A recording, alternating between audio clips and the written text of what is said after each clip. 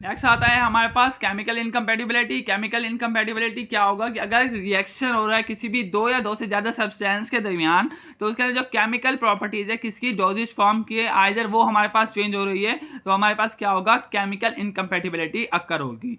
इसके नतीजे के अंदर हमारे पास क्या होगा टॉक्सिक या इनएक्टिव प्रोडक्ट हमारे पास क्या हो सकता है फॉर्म हो सकता है। Due to chemical properties of the drug and the additive like, अगर उसकी पीएच चेंज हो रही है तो हमारे पास क्या हो रहा है केमिकल इनकम्पैटिबिलिटी हो रही है। ऑक्सीडेशन रिडक्शन रिएक्शन हो रहा है तो भी क्या हो रही है इनकम्पैटिबिलिटी हो रही है। एसिड बेस हाइड्रोलाइसिस हो रहा है तो भी इनकम्पैटिबिलिटी हो रही है। डबल डिकम्पोजिशन और कम्प्लेक्स फॉर्मेशन हो रही है तो भी हमारे पास क्या हो रहा है केमिकल इनकम्पैटिबिलिटी हो रही है। इसकी टाइप्स क्या है केमिकल इनकम्पैटिबिलिटी की? सबसे पहले आते हैं based on chemical interaction. Based on chemical interaction के अंदर हमारे पास दो तरह की टाइप्स आती है, एक होते हैं टॉलरेटेड इनकम्पैटिबिलिटी और एक आता है एडजस्टेड इनकम्पैटिबिलिटी। टॉलरेटेड इनकम्पैटिबिलिटी के अंदर क्या होता है कि इन this type of chemical reaction can be changing the order of the mixing of the solution. इसके अंदर हम क्या कर सकते हैं जो मिक्सिंग ऑर्डर है उसे भी हम चेंज कर सकते हैं इन डाइल्यूट फॉर्म। किसके अंदर? डाइल्यूट फॉर्म के अंदर। या अगर उसे हम ना भी चेंज करें बस उसका ऑर्डर चेंज कर लेंगे तो भी हमारे पास क्या होगा टॉलरेटेड इनकम्पैटिबिलिटी हो सकती है। नेक्स्ट आता है एडजस्टेड इनकम्पैटिबिलिटी। एडजस्टेड इनकम्पैटिबिलिटी के अंदर क्या होगा in this type the change in the formulation are needed as a compound with having the equal therapeutic value.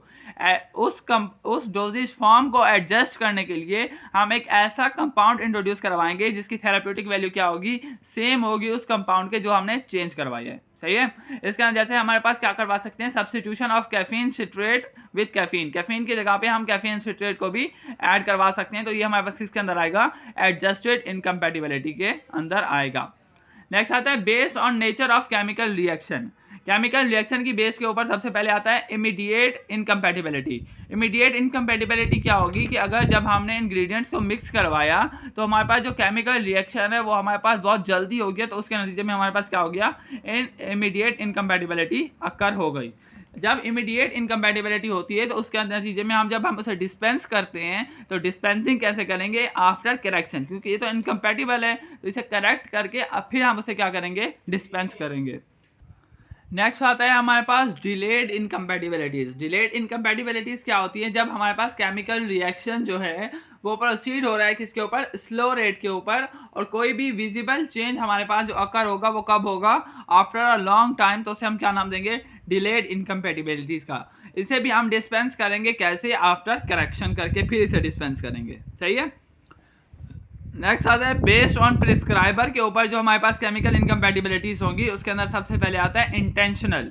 Intentional इनकम्पैटिबिलिटीज के अंदर क्या होगा कि जो प्रिस्क्राइबर है वो जानता है कि इसके अंदर इस ड्रग के अंदर कोई भी इनकम्पैटिबिलिटी हमारे पास मौजूद है, तो वो क्या होगा इंटेंशनल इनकम्पैटिबिलिटी होगा। नेक्स्ट आता है यूनिडायरेक्शनल इनकम्पैटिबिलिटी। जब हमारे पास कोई भी प्रिस्क्राइबर प्रिस्क्राइब करता है ड्रग को लेकिन वो नहीं जानता कि इसके अंदर कोई इनकम्पैटिबिलिटीज है जो कि उसने ड्रग प्रिस्क्राइब की है, तो उसे हम क्या नाम देंगे यूनिडायरेक्शनल इनकम्पैटिबिलिटी का। सही है। Example of chemical incompatibility and correction के अंदर सबसे पहले आता है एल्कलॉइड इनकम्पैटिबिलिटीज। एल्कलॉइड इनकम्पैटिबिलिटीज के अंदर आएगा alkaloid salt with the alkaloid substance, alkaloid salt with the soluble iodide, alkaloid salt with the tannins, alkaloid salt with the salicylate, alkaloid with soluble iodide and bromide। ये हमारे पास सारी क्या है alkaloid की incompatibility है। सॉल्युबल सैलिसाइलेट इनकम्पैटिबिलिटी के अंदर क्या आएगा कि soluble salicylate with the ferric salt, soluble salicylate with the alkali bromide. सही है। और soluble salicylate with the benzoate with acid. अगर इनके रिएक्शन इनके साथ करवाएंगे तो हमारे पास क्या होगा इनकम्पैटिबिलिटी फॉर्म होगी। सॉल्युबल आयोडाइड इनकम्पैटिबिलिटी के अंदर क्या होगा कि oxidation of iodide with the potassium chlorate. अगर ऑक्सीडेशन करवाते हैं आयोडाइड की किसके पोटेशियम क्लोरेट के साथ तो भी हमारे पास क्या होगी इनकम्पैटिबिलिटी होगी। अगर ऑक्सीडेशन करवाते हैं आयोडाइड की विद क्यूनिन सल्फेट तो भी हमारे पास क्या होगी केमिकल इनकम्पैटिबिलिटी कॉज होगी। नेक्स्ट आता है केमिकल इनकम्पैटिबिलिटी जो होती है वो हमारे पास क्या कॉज करवाती है एवोल्यूशन ऑफ कार्बन डाइऑक्साइड करवाएगी। सही है। जिसके नतीजे में हमारे पास क्या होगा कि सोडियम बाइकार्बोनेट का जो कि सॉल्युबल होता है कैल्शियम और मैग्नीशियम सॉल्ट के अंदर, तो ये भी हमारे पास क्या करवाएगा कार्बन डाइऑक्साइड की एवोल्यूशन करवाएगा। बिस्मिथ सब nitrate with the sub sodium bicarbonate, ये भी क्या करवाएगा, कार्बन डाइऑक्साइड की एवोल्यूशन करवाएगा। Borax with the sodium bicarbonate and the glycine, ये भी क्या करवाएगा, कार्बन डाइऑक्साइड की एवोल्यूशन करवाएगा। सही है। इसकी एग्जांपल क्या आती है कि स्ट्रिक्नीन हाइड्रोक्लोराइड मिक्सचर, इसके अंदर जो हमारे पास स्ट्रिक्नीन हाइड्रोक्लोराइड है उसका जो मिक्सचर है वो हमने कितना लिया है, 6 ml। सही है। और एरोमेटिक स्पिरिट ऑफ अमोनिया जो लिया है वो हमने कितना लिए, 4 ml। और वाटर कितना लिए, अप टू 120 ml। सही है। तो इसके कॉजेज क्या होंगे, the quantity of the strychnine hydrochloride is more than the solubility in the water. सही है। जो स्ट्रिक्नीन हाइड्रोक्लोराइड है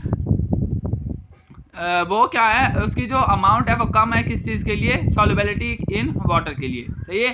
तो जो एरोमेटिक स्पिरिट ऑफ अमोनिया है वो कंटेन करता है negligible amount of alcohol. Alcohol की अमाउंट कम है तो हमारे पास जो सॉल्युबिलिटी का प्रोसेस होगा वो क्या होगा, कम होगा। सही है। इसकी रेमेडी क्या होगी कि स्ट्रिक्नीन हाइड्रोक्लोराइड गेट प्रेसिपिटेट यील्डिंग अ डिफ्यूजेबल प्रेसिपिटेट। जो स्ट्रिक्नीन हाइड्रोक्लोराइड है वो क्या करवाएगा, प्रेसिपिटेट फॉर्म करवा रहा है। तो हम इसके लिए कौन सा मेथड यूज करते हैं, मेथड ए यूज करते हैं। मेथड ए के अंदर हम क्या करते हैं कि अलग अलग हम क्या लेंगे, सॉल्वेंट लेंगे, 2 सॉल्वेंट लेंगे, एक इसमें एक इसमें, और उसमें व्हीकल अलग अलग लेंगे और उसके अंदर जो सब्सटेंस है उसे डाल के मिक्स करेंगे। और जब एक के अंदर मिक्सिंग हो गई है तो उसको दूसरे के अंदर डाल के एक हम सब्सटेंस को एक उसका वॉल्यूम मेजर करके उससे क्या करेंगे, डिस्पेंस करेंगे। 2 व्हीकल लिए, 2 बॉक्सेस लिए, उसके अंदर व्हीकल ऐड किया दोनों के अंदर, एक के अंदर हमने क्या किया, थेराप्यूटिक जो प्रोडक्ट है उसे डाल के मिक्स करवाया, और जब वो मिक्स हो गया उसको दूसरे बॉक्स के अंदर डाल के उसका वॉल्यूम मेकअप कर लेंगे। सही है। नेक्स्ट है quinine hydrochloride mixture. Quinine hydrochloride mixture के अंदर जो क्विनीन हाइड्रोक्लोराइड है वो हम कितना लेंगे, 0.12 ml, सोडियम सैलिसाइलेट लेंगे 4 ग्राम, और वाटर लेंगे कितना, 100 ml। इसके कॉजेज क्या आएंगे, जो क्विनीन हाइड्रोक्लोराइड है वो कंबाइन करता है किसके साथ, सोडियम सैलिसाइलेट के साथ, और फॉर्म करेगा quinine salicylate which is an diffusible precipitate, जो क्या करवाता है, डिफ्यूजेबल प्रेसिपिटेट कॉज करवाता है। इसकी रेमेडी के अंदर हम मेथड बी यूज करेंगे, ये आप इंटरनेट से सर्च कर सकते हैं। नेक्स्ट आता है थेराप्यूटिक इनकम्पैटिबिलिटीज। थेराप्यूटिक इनकम्पैटिबिलिटीज क्या होती हैं कि जब भी किसी भी ड्रग को आप क्या करते हैं, प्रिस्क्राइब करते हैं और वो क्या करवाते हैं, और उसे दूसरी ड्रग के साथ अगर हम दे रहे हैं, अगर एक ड्रग दे रहे हैं तो उसके साथ अगर कोई दूसरी ड्रग दे रहे हैं तो उसके इफेक्ट क्या हो सकते हैं। सही है। उसकी इनकम्पैटिबिलिटी क्या हो सकती है, अदर उसका रेट ऑफ रिएक्शन ज़्यादा होगा या कम होगा। सही है। आइदर उसके कोई एडवर्स इफेक्ट होंगे या उसके कोई गुड इफेक्ट होंगे। सही है, बेनिफिशियल इफेक्ट होंगे। तो ये सारे किसके अंदर आएगा, हमारे पास थेराप्यूटिक इनकम्पैटिबिलिटी के अंदर। इसको हम 2 ग्रुप्स के अंदर डिवाइड करते हैं, एक आता है फार्माकोकाइनेटिक और एक आता है फार्माकोडायनामिक। फार्माकोकाइनेटिक जो होती है ये इन्वॉल्व होती है effect of drug on another form of the point of view that include absorption, distribution और metabolism and excretion। फार्माकोडायनामिक के अंदर क्या होगा कि ये रिलेट करता है pharmacological activity of the interacting drug. सही है। आइदर वो हमारे पास एंटागनाइज कर रही है या साइनर्जेटिक इफेक्ट हमारे पास क्या कर रही है, प्रोड्यूस कर रही है। इसके कॉजेज क्या हो सकते हैं, एरर इन डोजेज हो सकता है, रॉन्ग डोज और डोजेज फॉर्म भी हो सकता है, कॉन्ट्राइंडिकेटेड ड्रग भी हो सकता है, साइनर्जेटिक एंड एंटागनिस्ट ड्रग भी हो सकता है, और ड्रग इंटरेक्शन भी हो सकते हैं। ये सारी हमारे पास क्या होंगी, थेराप्यूटिक इनकम्पैटिबिलिटीज की टाइप्स होंगी। आगे हम इन्हें डिस्कस करेंगे। सबसे पहले आता है एरर इन डोजेज। मैनी इनकम्पैटिबिलिटीज जो होती हैं, जो कि थेराप्यूटिक इनकम्पैटिबिलिटी होती हैं, वो किसके नतीजे में आती है, रॉन्ग एरर इन डोजेज के अंदर। सही है। जो कि हमारे पास राइटिंग और इंटरप्रेटिंग होता है किससे, प्रिस्क्रिप्शन ऑर्डर की वजह से। सही है। जो कि हमारे पास सीरियस डोजेज एरर हमारे पास डिस्पेंसिंग के अंदर काउंट किया जाता है, वो हमारे पास क्या होती है, ओवरडोज, किसी भी ड्रग की ओवरडोज ना हो जाए। अब जो एट्रोपिन सल्फेट कैप्सूल है, इसके अंदर जो हम एट्रोपिन सल्फेट यूज़ करेंगे वो हम कितना करते हैं, 0.005 ग्राम, और फिनोबार्बिटॉन हम कितना यूज़ करेंगे, 0.01 ग्राम, और एस्पिरिन यूज़ करते हैं 0.30 ग्राम। ये हमारे पास करेक्ट प्रिस्क्रिप्शन नहीं है। इसकी कॉजेज क्या है कि इस के अंदर जो हमारे पास एट्रोपिन सल्फेट है वो ईच कैप्सूल के अंदर more than it's recommended dose, अपने रिकमेंडेड डोज के अंदर आनी चाहिए, लेकिन यहाँ पे जो रिकमेंडेड डोज है वो हमारे पास क्या है, ज़्यादा है। तो इसकी रेमेडी के अंदर जो हमारे पास रिकमेंडेड डोज है कि सिंगल कैप्सूल के अंदर जो एट्रोपिन की डोज आएगी वो हमारे पास कितनी आएगी, 0.25 mg से 2 mg। वहाँ पे ग्राम है ना, यहाँ पे हमारे पास क्या है, मिलीग्राम के अंदर हम एट्रोपिन को यूज़ करते हैं ताकि उसकी ओवरडोज ना हो जाए। नेक्स्ट आता है रॉन्ग डोज और डोजेज फॉर्म। सही है। बहुत सी ड्रग्स ऐसी होती हैं जो कि जिनका सिमिलर नेम होता है, सही है। तो अगर आप सिमिलर नेम वाली ड्रग अगर यूज़ कर रहे हैं तो हो सकता है कि ड्यूरिंग डिस्पेंसिंग आपको वो जो प्रिस्क्राइबर है, जो फार्मासिस्ट है, वो आपको क्या दे दे, गलत दवाई दे दे, सही है। जैसे कि एग्जांपल के अंदर था प्रेडनिसोन, प्रेडनिसोलोन, तो ये नाम मिलते जुलते हैं। तो इस कंडीशन के अंदर जो हमारे पास जो इफेक्ट होंगे वो हमारे पास किस नतीजे की वजह से होंगे, रॉन्ग डोज और डोजेज फॉर्म की वजह से, सही है। नेक्स्ट आता है प्रिस्क्राइबिंग कॉन्ट्रा इंडिकेटेड ड्रग। हमेशा आपको ये पता होना चाहिए कि कौन सी ड्रग हमारे पास कॉन्ट्रा इंडिकेटेड हो सकती है इस पेशेंट के अंदर, जो कि हमारे पास अगर हम एक पेशेंट की प्रिस्क्रिप्शन पढ़ते हैं तो उससे हमें अंदाज़ा हो जाना चाहिए कि इसके लिए कौन सी ड्रग हमारे पास क्या है, कॉन्ट्रा इंडिकेटेड है, जो कि एलर्जिक रिएक्शन कॉज करवा सकती हैं। हमारे पास जो कॉर्टिकोस्टेरॉइड होते हैं वो कॉन्ट्रा इंडिकेटेड होते हैं किसके अंदर, पेप्टिक अल्सर के पेशेंट के अंदर। पेनिसिलिन और सल्फर ड्रग कॉन्ट्रा इंडिकेटेड होंगे एलर्जिक पेशेंट के अंदर। वेजोकंस्ट्रक्टर जो होते हैं वो कॉन्ट्रा इंडिकेटेड होते हैं हाइपरटेंसिव पेशेंट के अंदर। और जो बार्बिचोरेट्स और मॉर्फिन होते हैं वो हम नहीं देते किसके अंदर, एस्थमेटिक पेशेंट्स के अंदर। एग्जाम्पल के अंदर आता है सल्फेस्लाजीन कैप्सूल, सही है। जो अमोनियम क्लोराइड होता है सल्फेस्लाजीन कैप्सूल के अंदर वो हमारे पास क्या करवाता है, यूरिनरी एसिडिफायर होता है, जो कि कॉज करता है किसकी, deposition of sulphonamide crystal in the kidney. Sulphonamide की एक्यूमुलेशन हो रही है किडनी के अंदर, सही है। तो इसकी रेमेडी क्या होगी कि before prescribing the substance doctor must careful, के सबसे पहले डॉक्टर को केयरफुल होना चाहिए कि वो ऐसी ड्रग्स क्या करे, प्रिस्क्राइब ना करे।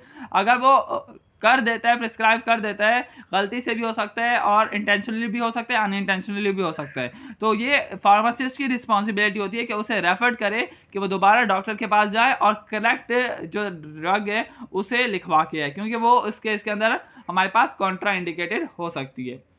नेक्स्ट आता है प्रिस्क्राइबिंग साइनर्जेटिक और एंटागनिस्ट ड्रग। साइनर्जेटिक ड्रग्स वो होती हैं अगर आप दो ड्रग्स दे रहे हैं तो एक ड्रग दूसरी ड्रग की एक्टिविटी को क्या करवा रही है, इंक्रीज करवा रही है, तो वो हमारे पास क्या होगी, साइनर्जेटिक। और अगर एक ड्रग की एक्टिविटी से दूसरी ड्रग की एक्टिविटी क्या हो रही है, कम हो रही है, तो वो हमारे पास क्या होगी, एंटागनिस्ट होगी। अगर हम कम्बिनेशन ऑफ एस्पिरिन और पैरासीटामोल देते हैं तो एनाल्जेसिक एक्टिविटी क्या होगी, इंक्रीज होगी। अगर combination of penicillin and streptomycin देते हैं तो बैक्टीरियल इन्फेक्शन की एक्टिविटी क्या होगी, कम होगी, यानी एंटी बैक्टीरियल एक्टिविटी हमारे पास क्या होगी, कम होगी। एम्फेटामिन जो है वो एंटागनाइज करता है इफेक्ट ऑफ बार्बिचोरेट्स, सही है।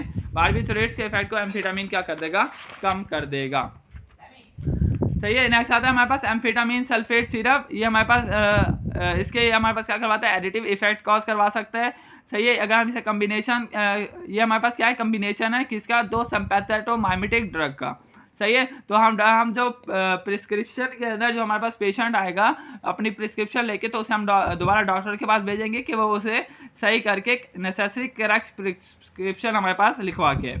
नेक्स्ट आता है ड्रग इंटरेक्शन। ड्रग इंटरेक्शन के अंदर क्या होगा, the effect of one drug altered by the prior or simultaneous administration of other drug.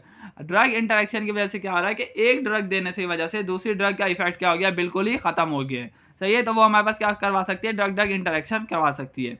यहाँ पे एग्जांपल के अंदर आता है टेट्रासाइक्लिन कैप्सूल 250 mg। अगर हम एक कैप्सूल देते हैं जो कि हम 6 आवर के बाद देते हैं टेट्रासाइक्लिन का, जो कि है मिल्क के साथ बंदा ले रहा है, सही है। तो हम जो टेट्रासाइक्लिन है वो इनएक्टिवेट करवाता है कैल्शियम को, जो कि प्रेजेंट होती है किसके अंदर, मिल्क के अंदर। So it should not given with the milk, तो हम इसे मिल्क के साथ नहीं देते।